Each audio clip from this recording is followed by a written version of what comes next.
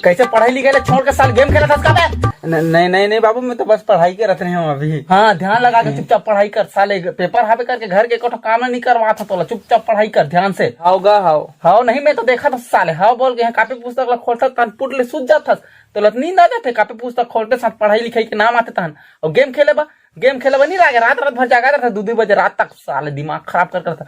चुपचाप ध्यान लगा के पढ़ाई कर। हाओगा। और मैं देखा था, नजर रखा हूँ।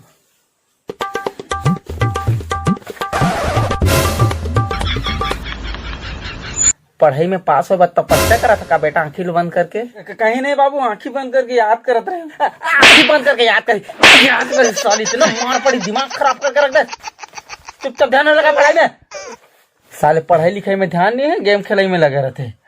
ये सब ना पिछले साल के लॉकडाउन के कारण से हरे।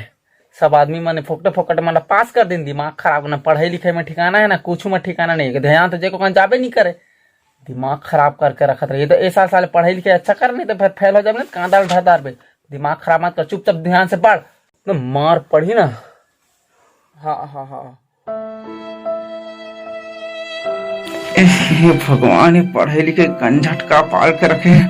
ओकर से तो अच्छा साले लॉकडाउन लगे रही से पिछले साल रही से, कम पढ़े तो नहीं लागत रही से।